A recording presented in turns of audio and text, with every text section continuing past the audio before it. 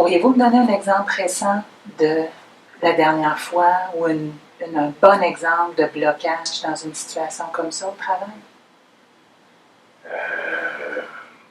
Récemment, il y a une de mes collègues de mon équipe qui est partie en congé de maternité. Disons que c'était pas le meilleur moment pour partir, mais c'est pas ta faute, là. Non, pas ta faute, mais en tout cas, c'était pas un bon moment. On était très occupés, c'est en pleine période électorale. Euh, on, on était déjà en sous-effectif. Puis, bon, je suis allé voir ma gestionnaire parce que moi, j'ai évalué qu'on avait vraiment besoin de remplacer ce congé maternité-là pour réussir à arriver. Je suis allé voir ma gestionnaire, puis pour lui exposer le problème, puis elle m'a juste répondu, j'ai pas le temps de m'occuper de ça. Puis là, moi, j'ai fait, j'ai pris un. Je savais pas trop comment réagir parce que moi, j'ai vraiment besoin de cette personne-là parce que si on n'a pas quelqu'un d'autre, ça retombe sur l'équipe, ça retombe sur moi, ça a aucun sens, d'après moi. Mais elle s'est complètement. Elle m'écoutait même pas, en fait. OK.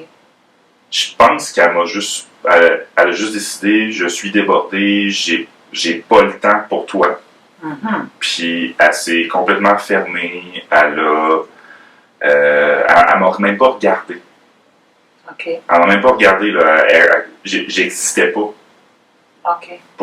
À ce moment-là, j'étais un bruit de fond qui la dérangeait. OK. Wow.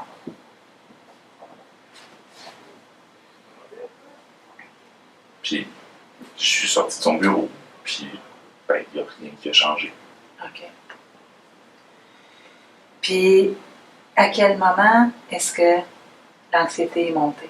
À quel moment vous avez senti que ça bloquait pour vous? Après que j'ai exposé qu'on avait besoin d'une personne supplémentaire, puis qu'elle n'a pas réagi, qu'elle m'a pas regardé. Okay. C'est vraiment le fait qu'elle m'ignore, que je me sente ignoré par elle, c'est là que j'ai fait OK, faut que je me sorte de là. Je me sens pas bien. Okay. Puis clairement, elle veut pas m'aider.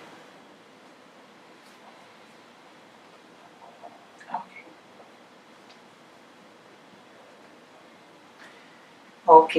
Donc, le sens que ça a pour vous, cette réaction-là, quand vous voyez ça, cette réaction-là, ce que ça vous dit, ce que ça vous envoie comme message, c'est « j'existe pas, je suis un bruit de fond pour elle, elle veut pas m'aider ».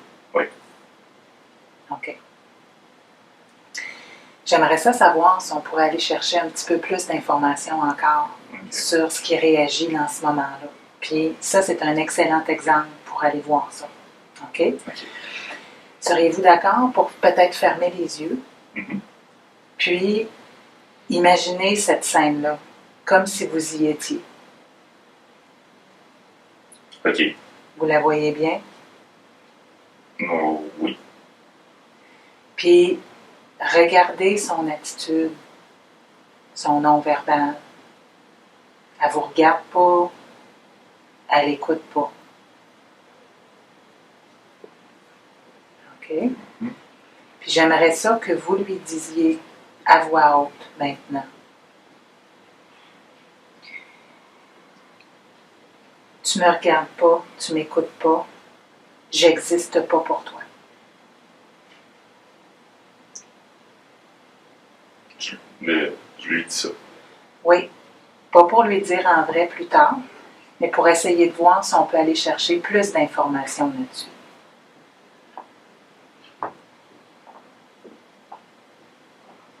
Et je te parle, tu ne m'écoutes pas, je suis un bruit de fond pour toi, j'existe pas. Au fond, tu veux pas m'aider. Au fond, tu veux pas m'aider. Il faut que je me sorte d'ici. Il faut que je me sorte d'ici.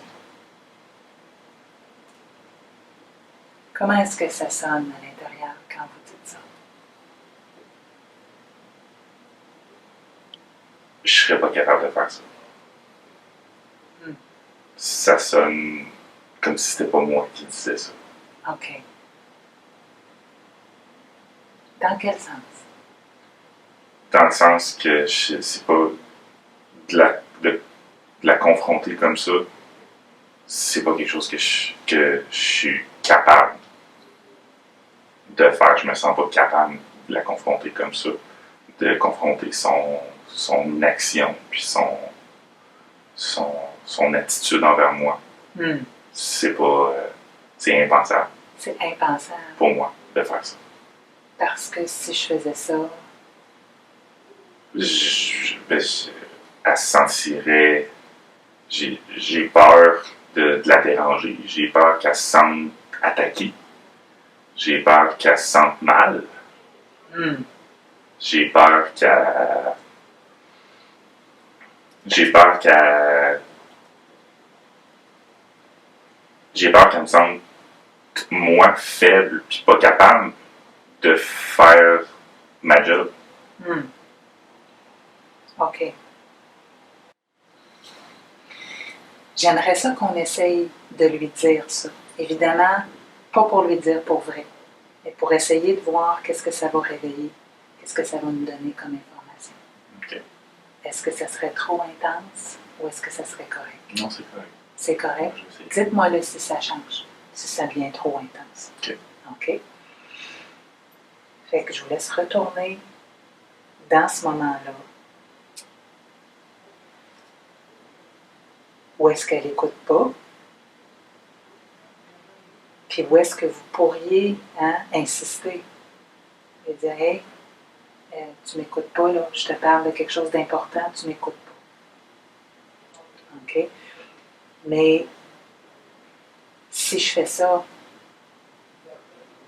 tu vas te sentir attaqué, tu vas te sentir mal, puis en plus, tu vas me voir comme étant faible puis pas capable de régler mes problèmes. OK? J'aimerais ça juste que vous puissiez lui dire ça.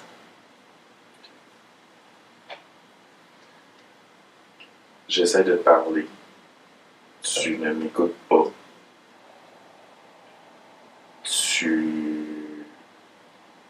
J'ai peur que tu me vois comme faible devant mon problème, que tu te sens attaqué, que tu te sens pas capable de m'aider. OK. Puis, qu'est-ce que ça fait, ça, qu'elle se sente comme ça? Quel problème ça pose pour vous, là? Qu'elle se sente comme ça? Je vais encore être tout seul avec mon problème. J'aurai pas d'aide, puis je vais me retrouver tout seul, démuni. Démuni. OK. Donc, parce que tu te sens tellement mal, puis pas capable de m'aider, moi, je me retrouve tout seul, puis démuni avec mon problème.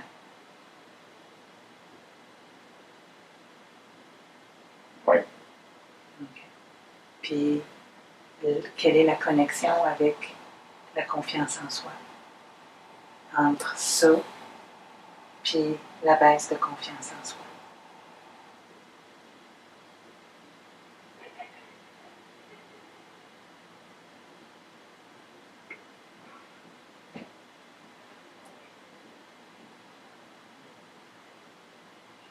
Ben, je me sens pas capable d'affirmer devant elle que j'ai réellement besoin d'aide. Puis je vais juste le reprendre sur moi, puis essayer de dealer avec, même si je sais que je suis pas capable. OK. C'est ça que ça crée comme problème, c'est un cul-de-sac.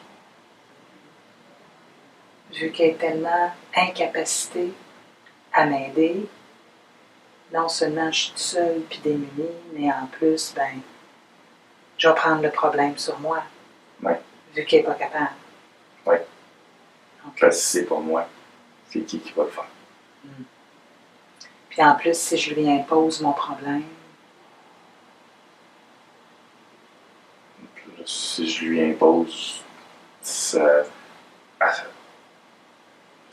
elle qui va. C'est soit moi qui est démuni avec mon problème ou ça va être elle. OK. Fait que je lui impose un peu le même cul-de-sac que dans lequel je suis. OK. Puis je suis pas capable de faire ça. OK.